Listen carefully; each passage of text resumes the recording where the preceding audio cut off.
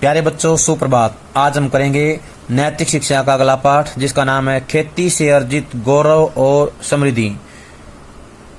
इसमें शब्दार्थ करेंगे। पहले आवास होता है घर, उन्मुख होना, अग्रसर होना, आगे बढ़ना।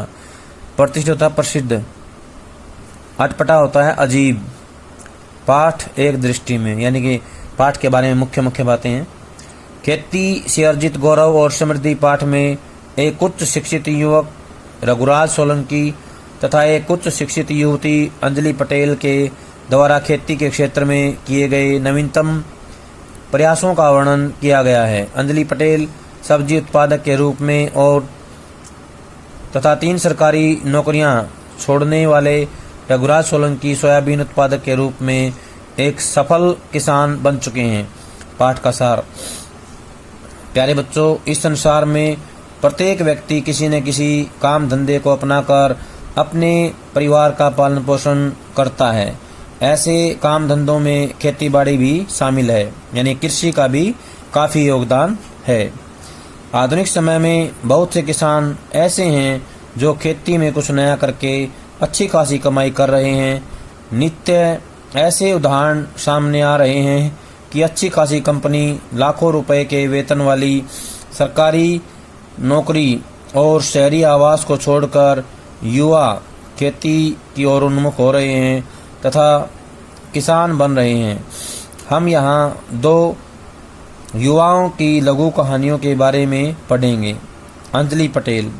अंजलि का जन्म केरल राज्य में हुआ। जन्म के कुछ समय बाद उसने नासिक में रहना शुरू कर दिया था। वह अपनी गर्मियों की छुट्टियां पड़ते ही केरल जाया करती थी। उसका बचपन केरल की पहाड़ियों और खेतों में बीता। यहाँ की खेती के तौर तरीकों को उसने बचपन से ही सीखना शुरू कर दिया था। अंजलि को शुरू से ही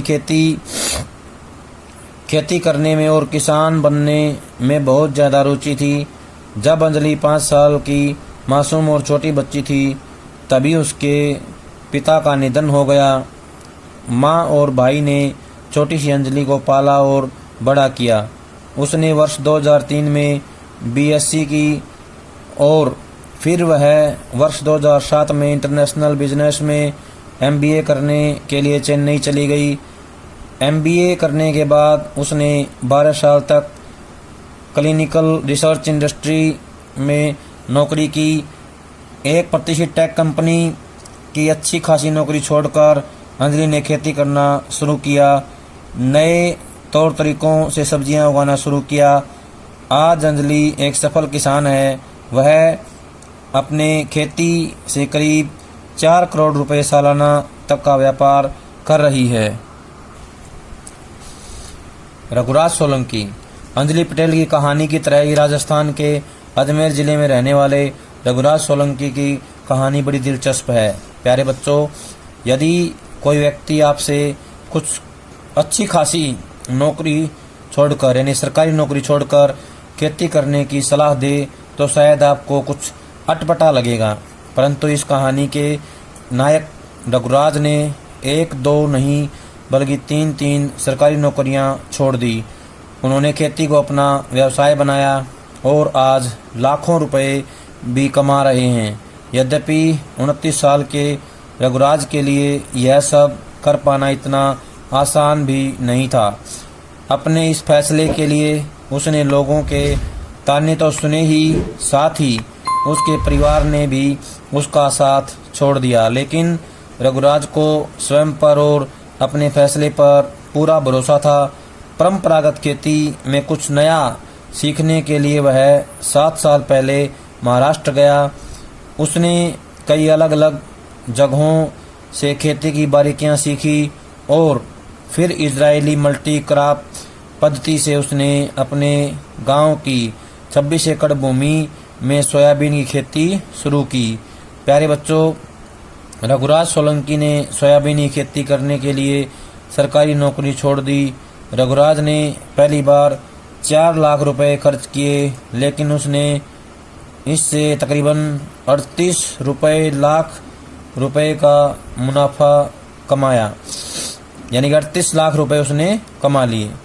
इस बार उसने 10,000 इस बार उसने 10 तरह की बेमौसमी सब्जियां उगाई, जिससे उसे 1 करोड़ की कमाई का अंदाजा है। आज वे खेती के जरिए न सिर्फ खुद अच्छी कमाई कर रहे हैं, बल्कि अपने खेत में 40 लोगों को रोजगार भी दिया है। प्यारे बच्चों, रघुराज सोलंकी ने इसके साथ ही डेयरी फार्म भी लगा रखी है। आज उसके पास 23 किस्म की भैंसें व गायें हैं, जिनके दूध को वह बड़ी डेयरियों में बेचता है। रघुराज का मानना है कि सोशल मीडिया के जरिए आज के युवा बहुत कुछ सीख सकते हैं। इसका सही उपयोग उनके लिए फायदेमंद साबित हो सकता है। आज रघुराज को उसके गांव में लोग वैज्ञानिक के नाम से बुलाते हैं और निकट भविष्य में उसका वेजिटेबल हार्वेस्टिंग कंपनी शुरू करने का प्लान है। सामान्यतया ऐसा माना जाता है कि खेती में हमेशा किसानों को मुनाफा नहीं मिलता और किसान कभी बहुत ज़्यादा अमीर नहीं बन सकता। रघुराज की कहानी एक उदाहरण है कि अगर सही तकनीक सीख कर उसे अपनाया जाए तो खेती में घाटा नहीं बल्कि मुनाफा ही मुनाफा है। कहने का आशय है कि हमें खेती की तकनीक सीख करके हमें खेती करनी चाहिए, तो हमें निश्चित ही फायदा होगा। प्यारे बच्चों, ये था हमारा पाठ। सभी इसको ध्यान से पढ़ेंगे, सुनेंगे और इसके अभ्यास के प्रश्न याद करके अपनी कॉपी में लिखेंगे।